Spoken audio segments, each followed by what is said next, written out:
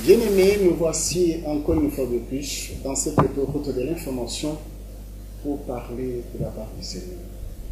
Mais avant que nous puissions entrer dans le vif de notre sujet, nous aimerions prier. Toi qui nous écoutes ou qui auras la chance de nous suivre, nous te demandons de s'incliner, nous allons prier. Mon Seigneur, toi qui es au-dessus de toutes choses éternelles, nous te disons, c'est la révélation que tu puisses descendre en ce moment précis pour que nous puissions parler de ta part. La Bible nous dit que les hommes ont parlé de ta part, mais poussés par l'Esprit de Dieu. Nous voulons que l'Esprit qui était sur Joseph, qui était sur Daniel, soit sur nous, pour que nous puissions parler de ta part. Parce que la Bible dit, si un homme dit, il transmet la mort, mais si toi tu parles, tu transmets la vie. Nous voulons que la vie soit répandue à tous ceux qui vont nous suivre, à tous ceux qui vont aimer ton avènement, c'est-à-dire ta parole. Nous voulons que Seigneur, que tu sois avec nous. Au nom du Seigneur Jésus-Christ, ainsi prié. Amen. En train de parler d'un thème très important, nous parlons sur le vêtement. La fois passée, nous avons parlé de ce thème qui constitue le message dans la série des messages du soir. Nous sommes en train d'édifier les enfants de Dieu, de réveiller les âmes qui sont déjà endormies pour leur dire que non, il faut tirer attention. Il y a un modèle. Il y a un vêtement propre pour les enfants de Dieu. Il y a un vêtement aussi propre pour les enfants de ténèbres que nous disons les malins. C'est-à-dire qu'il faut s'habituer à ces langages.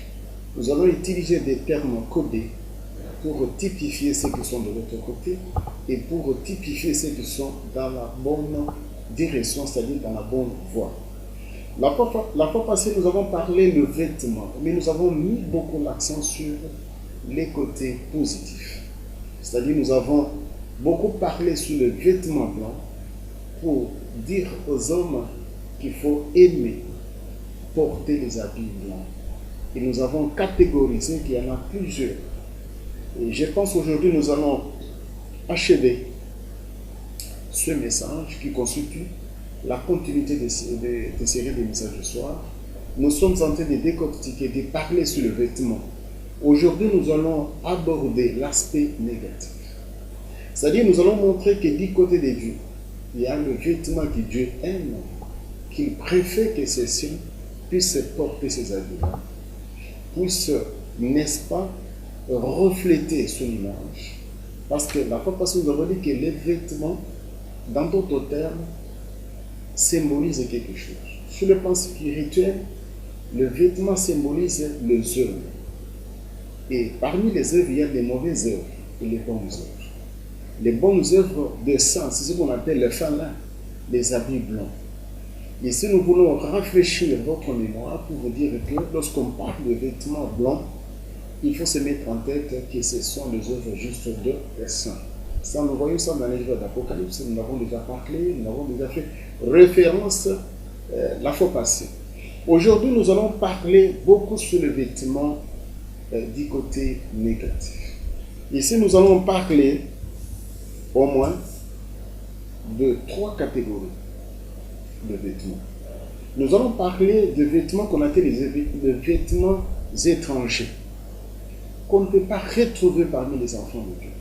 Qu'un enfant de Dieu ne peut pas porter ces habits-là. Là, bien aimé, vous pouvez lire ça dans Sophonie 1, verset 8, parce que nous avons peu de temps et nous voulons que vous puissiez bénéficier, avoir le mail qui va vous aider pour votre croissance. Il y a ce qu'on appelle les vêtements étrangers. Dans d'autres termes, il y a ce qu'on appelle les vêtements hostiles à la vie de Dieu. Parce qu'il y a ce qu'on appelle des tympans, ou ce qu'on appelle des miroirs. Les vêtements, mais ce que le monde appelle les vêtements sexy. Là, bien aimé, on nous interdit. Mais ceux qui portent ces vêtements, ils ont un objectif. Ce sont les vêtements que vous pouvez rencontrer, c'est que plusieurs, entre guillemets, qui se disent être des enfants de Dieu, portent aussi ces habits-là. Lorsqu'ils portent, ils portent des esprits. Parce qu'il y a ce qu'on appelle des mélégés, des tympans, des miroirs. Ce sont des habits étrangers à la vie de Dieu et qu'on ne peut pas retrouver parmi les enfants de Dieu. Mais du côté négatif, ça a l'influence. ça a une prédominance dans la masse. Lorsque une femme porte ce qu'on appelle les vêtements, qu'on appelle les miroirs, il expose son corps. On montre de quelle façon son corps est constitué. Et lorsqu'il passe en cours de route, il est en train d'attirer les gens. Et lorsqu'il est en train d'attirer les gens, c'est la puissance de la séduction. Et quiconque verra le corps à travers cet habit que les gens sont en train de baptiser les miroirs, la personne est emballée directement. Il est emballé par quoi? Par un esprit qui est dans l'habit, ce qu'on appelle la séduction. Et généralement, ce sont les femmes. Parce que, bien aimés, regardez très bien dans la parole de Dieu, vous verrez que Satan a toujours utilisé beaucoup la femme. Parce que la femme attire.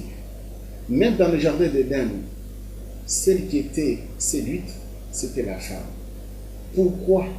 Parce que la Bible nous dit que l'homme est faible, la femme est plus faible.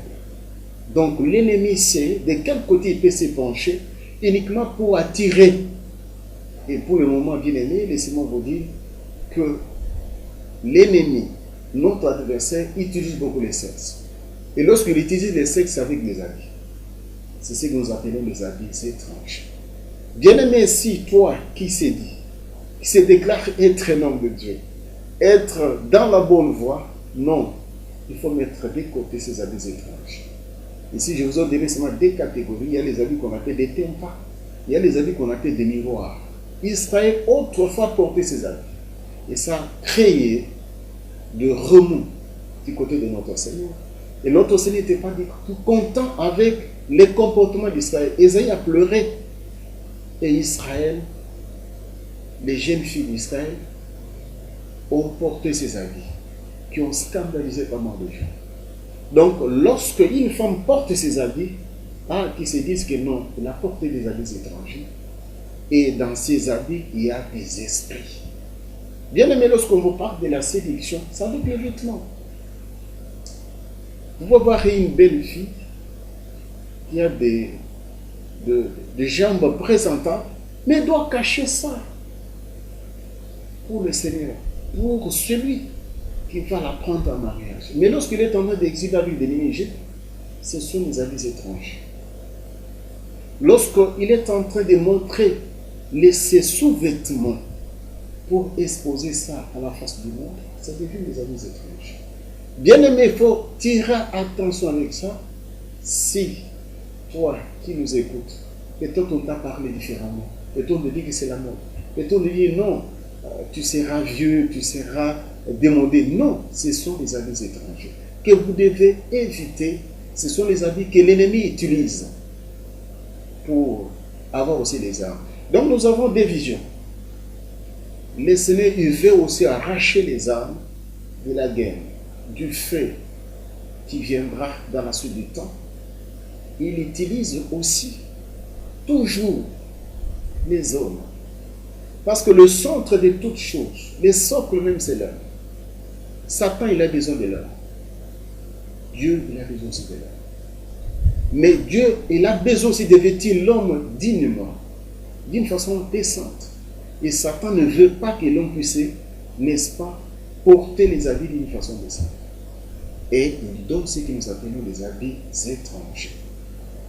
C'est fréquent. Aller dans des églises, des églises sont devenues des dépotoirs ces derniers temps. Vous entrez dans une église, vous dites, mais est-ce que je suis dans un bar? Est-ce que je suis dans un lieu de prostitution? Ou bien je suis dans quel milieu? C'est à cause des habits. Bien aimé, laissez-moi vous rafraîchir la mémoire. Il y a ce qu'on appelle aussi des collants. Des collants. Ce sont les habits de la maison. Et les gens qui portent ça, généralement, il y en a ceux qui portent uniquement pour des scènes. Ils sont des musiciens, ils sont des stars. Mais lorsque vous voyez ces habits entrer dans la maison de l'Éternel, et quelqu'un qui quitte sa maison, en venant à l'église, portant ces habits étrangers dans la maison de l'Éternel, ça devient de la domination. Ça devient très dangereux. C'est pour cela que nous attirons l'attention. Il vient avec quelle intention? Parce que le support de cet habit, c'est pour attirer. c'est pour séduire. Donc ce sont les habits que l'ennemi utilise. Il donne à ses siens.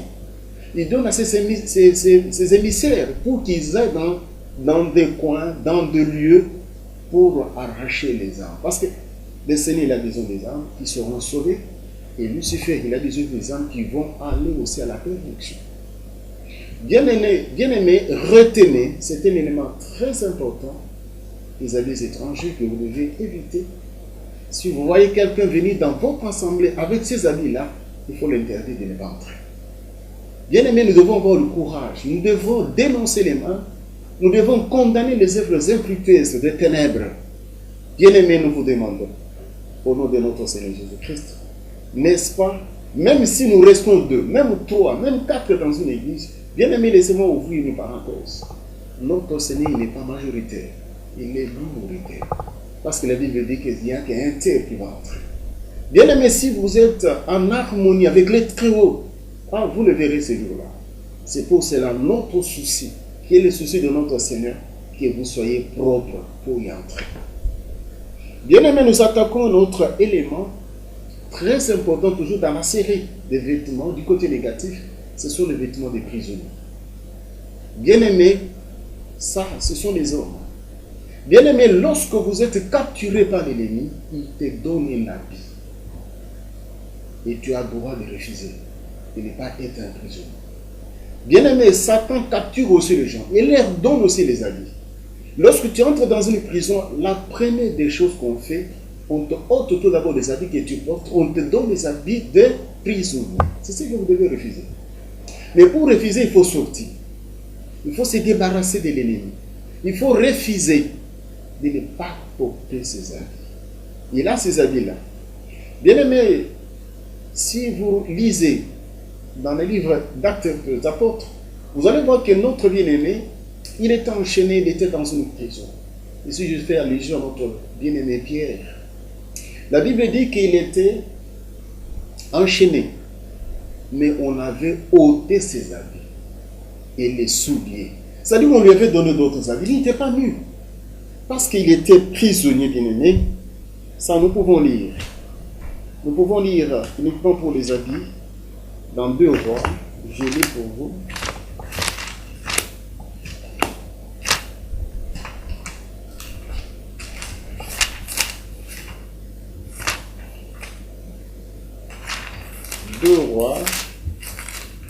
Excusez-moi de le fouetter pour trouver ça.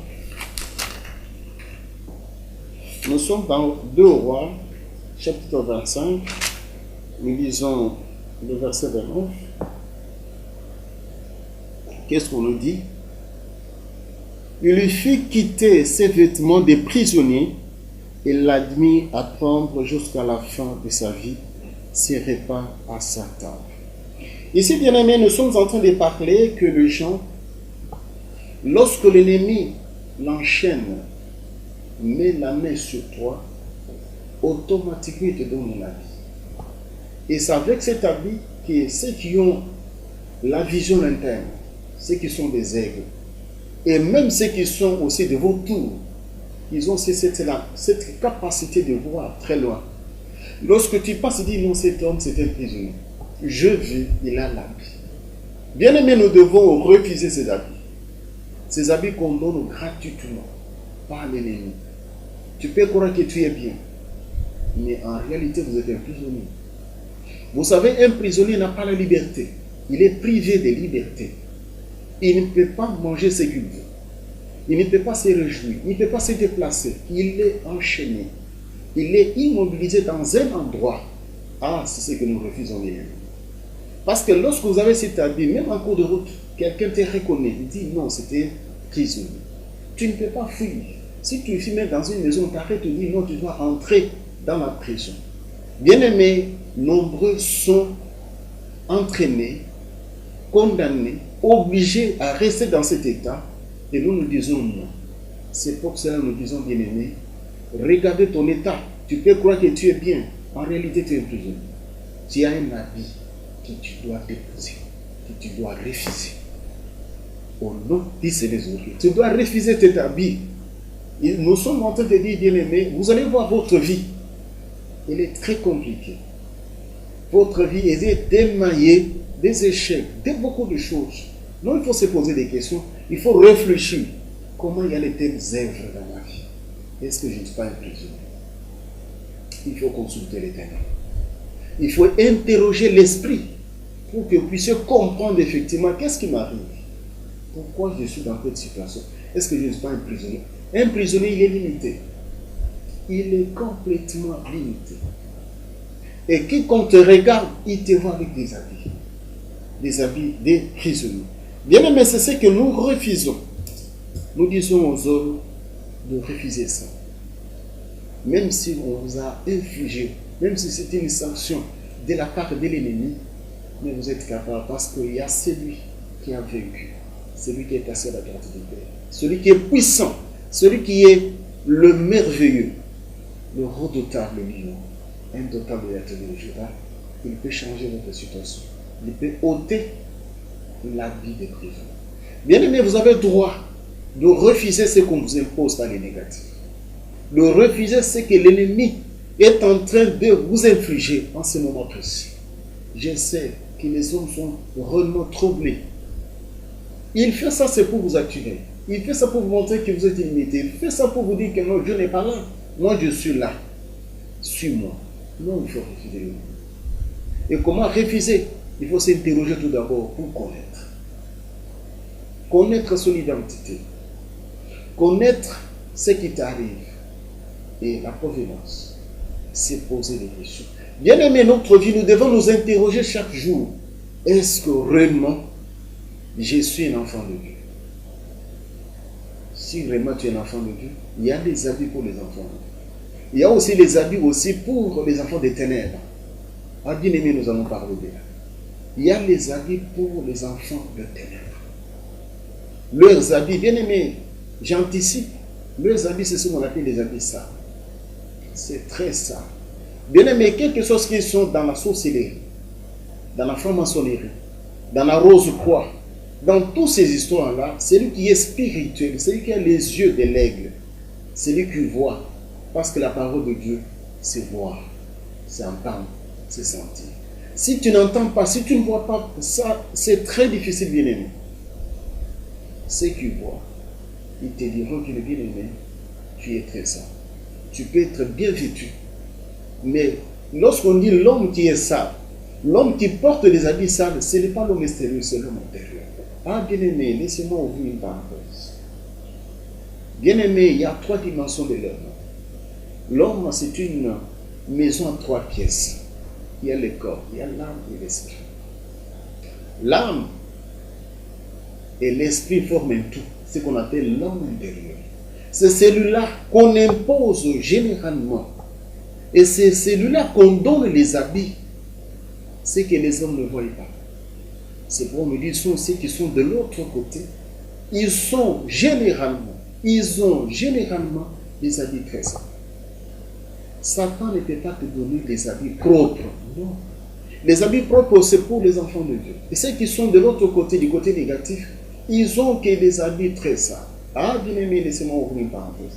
Si dans tes songes, tu vois quelqu'un très sale venir t'arracher quelque chose, sachez que c'est lui. Sachez que celui qui t'a arraché, c'est l'enfant des ténèbres.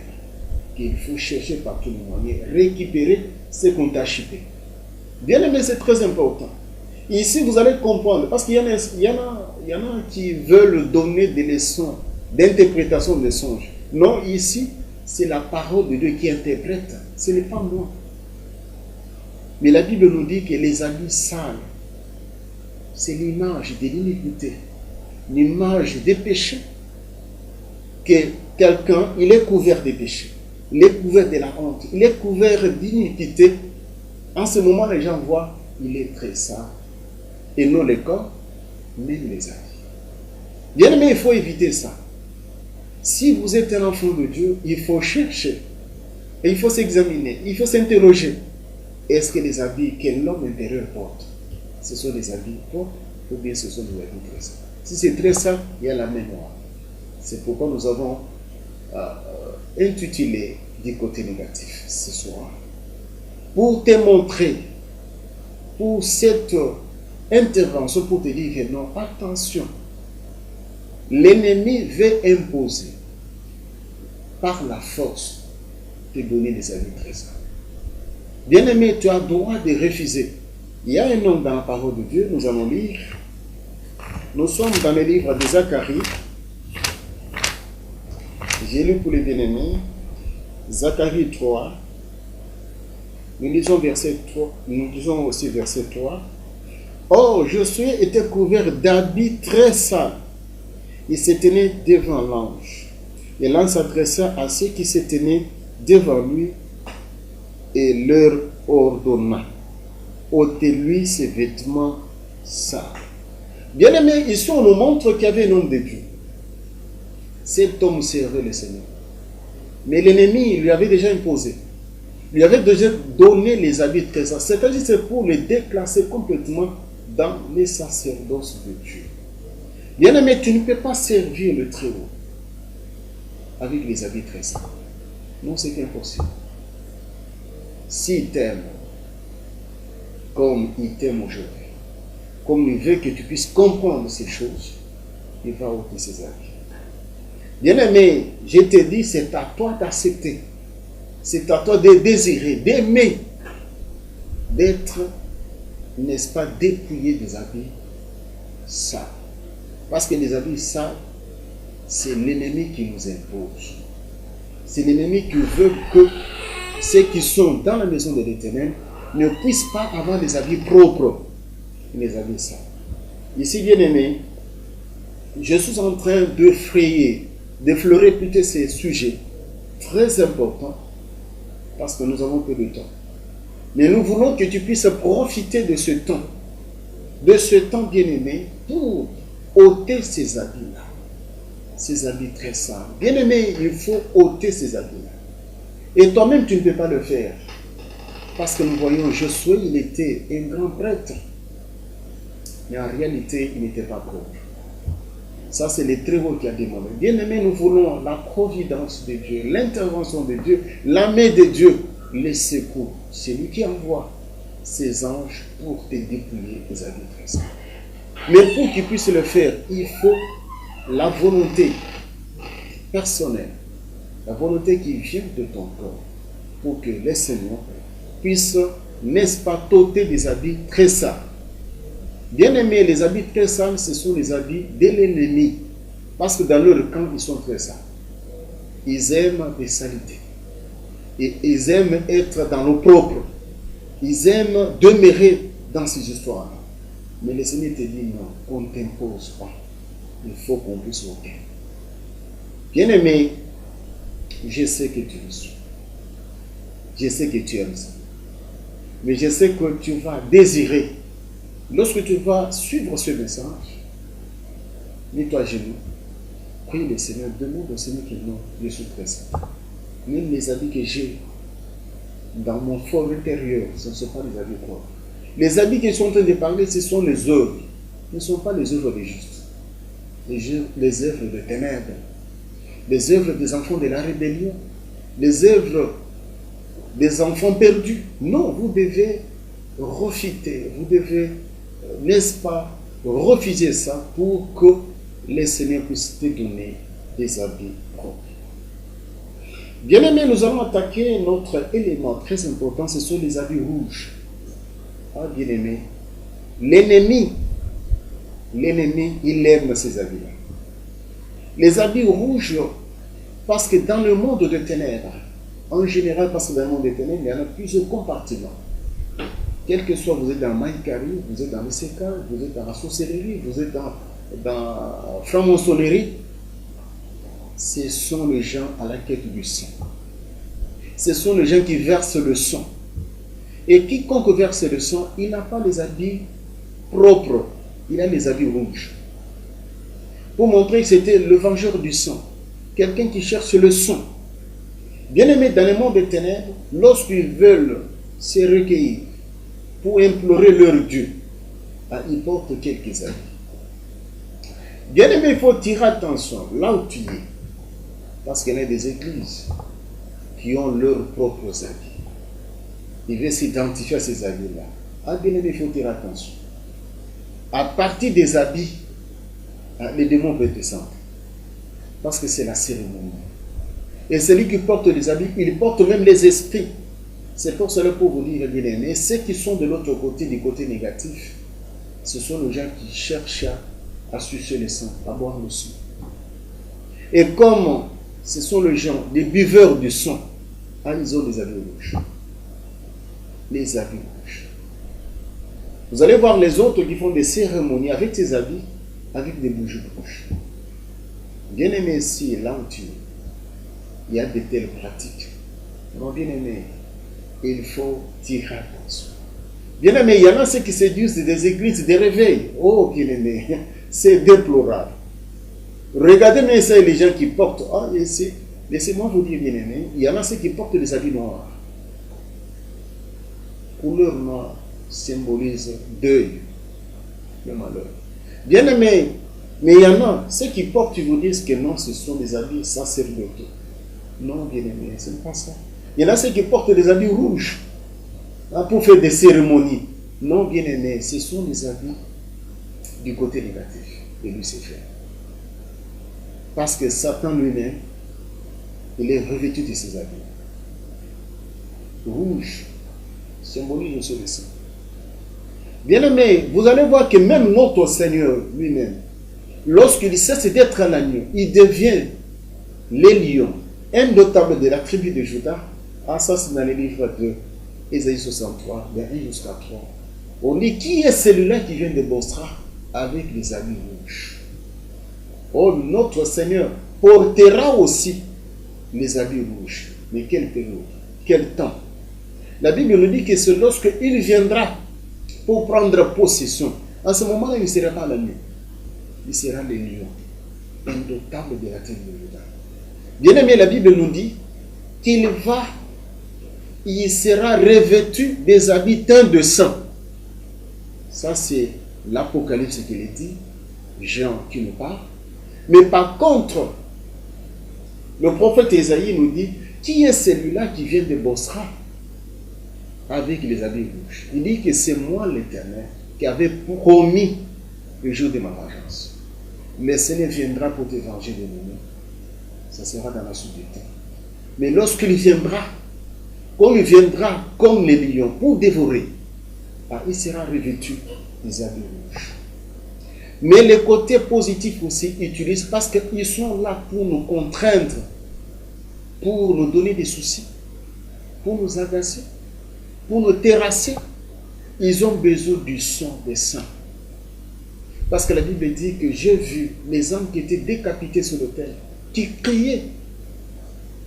Bien-aimé, toi qui es dans la maison de l'Éternel, toi qui es dans le bon chemin, un chemin tortueux, un chemin plein des embûches, mais un chemin merveilleux qui va nous amener vers le Père, qui va nous amener dans le royaume de Dieu, qui va nous amener dans le paradis. Sachez que l'ennemi, notre ennemi, il est déjà revêtu des habits rouges pour te tuer, pour te maltraiter, pour boire ton sang. Bien-aimé, nous devons nous résister. Bien-aimé, je réveille ta conscience, ta pensée, ton corps. Il ne faut pas dormir, bien-aimé. L'ennemi est là, il cherche ton sang. Il veut boire ton sang. Il est déjà revêtu des habits rouges. Il est à la recherche. Mais sachez que dans la suite du temps, notre Seigneur, il sera revêtu aussi des habits rouges. Ça, c'est pour nous venger. Bien-aimé, c'est pour te montrer que la couleur a une signification capitale. Nous devons être très prudents. Bien-aimé, nous voulons, parce que je sens que nous avons peu de temps, mais je veux effleurer ce qui est très important. L'ennemi est là avec ses habits. Il veut nous imposer.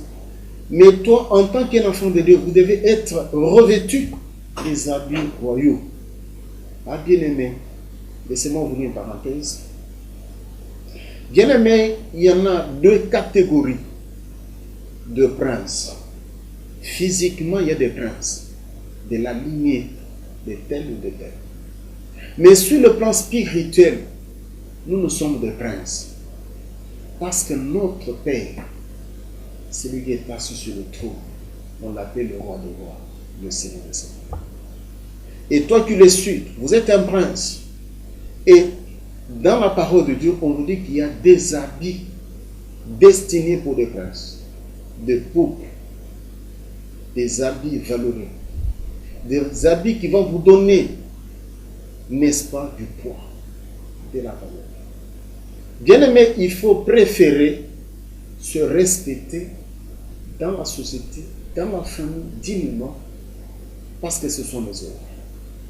Ce sont les œuvres qui parlent. Tu peux dire que non, je suis tel, tel, mais lorsqu'on regarde les œuvres, on dit que non, il ment. Tu peux dire que je suis pasteur, je suis évangéliste, je suis ceci, mais lorsqu'on regarde, on est en train de jauger, et après on dit non, il ment, il n'est pas. Et ceux qui sont en train de dire, ça va se vérifier par après. D'où, bien aimé, sachez que nous sommes des princes. Sur le plan spirituel, tout enfant de Dieu, c'est un prince. Et comme vous êtes un prince, il y a des habits pour les princes. Ça sera très important. Bien aimé, je chute avec les habits des vierges. Bien aimé, ça peut te scandaliser. Mais c'est le langage. Parce que la Bible utilise le langage des couples. Pourquoi des couples? Parce que lui-même le maître, c'est lui le mari. Nous tous qui formons son corps, nous sommes constitués de ce qu'on appelle l'épouse. L'épouse de l'âme. Ah bien aimé, laissez-moi ouvrir une parenthèse. Il y en a deux. Il y a l'épouse de l'âme et il y a l'épouse de l'éternel. Peut-être ça peut vous scandaliser. Non, c'est la réalité. Nous voulons que vous puissiez être en des personnes qui comprendre les choses telles que la Bible est en train de les décliner. L'épouse de l'Éternel, c'est Israël. Israël est considéré comme étant le vache. Même dans la suite du temps, Israël sera récupéré. Ça, c'est l'apôtre Paul qui le dit, qui ne croyait pas que Dieu a rejeté son peuple sur combien de temps, afin que vous puissiez entrer, et lui va récupérer ça. C'est ainsi que la Bible dit que Israël passera par le tranchant d'épée. Il va crier. C'est lui la femme de l'Apocalypse 12. Cette femme qui va crier. Elle va passer ce qu'on appelle les douleurs d'enfantement. C'est-à-dire qu'il va recevoir le message que nous sommes en train de te donner à ce moment, gratuitement et dans de bonnes conditions. Mais Israël va recevoir ce message du salut, l'évangile éternel, dans les tourments, dans des cris. Ils vont pousser des cris amers. Mais toi, tu reçois le Seigneur pendant la bonne période. Bien-aimé, il y a ce qu'on appelle l'épouse de l'agneau. C'est toi et moi qui étaient des gentils. Le Seigneur nous a sauvés au moment de la foi. Par son sang qu'il a versé, qui symbolise la dot. Nous sommes maintenant, parce qu'il viendra, et non prendre la fiancée, mais viendra prendre l'épouse. Mais l'épouse qui va venir prendre, elle sera revêtue des vêtements des vierges. Ah, bien aimé, je suis en train d'ouvrir une parenthèse sur la virginité spirituelle. Ah, il ne faut pas m'amener sur le terrain charnel ou bien physique. Non, c'est sur le plan spirituel. Vous allez trouver ces messages dans 2 Corinthiens, chapitre 11, verset 2. Je peux lire pour les bien-aimés. C'est là où je chute. Il est écrit ceci. Car j'ai pour vous un amour qui ne tolère aucun rival et qui vient de Dieu lui-même. Je vous ai en effet fiancé un seul époux pour vous présenter au Christ comme une jeune fille pure. Ah, l'autre version, on dit une vierge pure. La virginité qu'on est en train de parler sur le plan spirituel, c'est la non-possession des esprits. Bien aimé, il faut se débarrasser des esprits qui nous entourent, qui sont au-dedans de toi. Parce que l'homme, lorsqu'il héberge des esprits, à ce moment-là, il n'est plus vierge. Il faut se débarrasser. C'est pourquoi la délivrance, elle est très, très, très importante dans la vie. Il y en a les gens qui ne veulent pas ça. Il y en a les autres qui ont battu leur doctrine sur la délivrance. Alors, bien aimé, laissez-moi vous dire, la délivrance est une tranche de la parole de Dieu. La parole de Dieu, c'est un tout.